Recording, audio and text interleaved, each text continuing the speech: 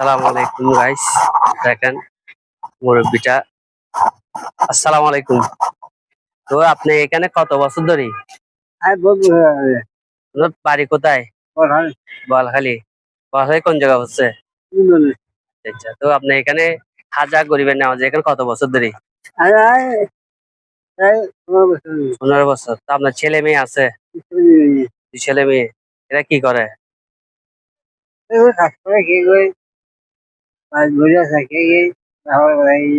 আচ্ছা, তো আপনার এখানে কই থাকেন? বন্যার মাঝে এখানে। তো আপনি এখানে সবসময় আসেন? দেখেন মুরব্বিটা অনেক কষ্ট। এরা ওনার অনেকদিন ধরে এখানে 15 বছর ধরে আছে।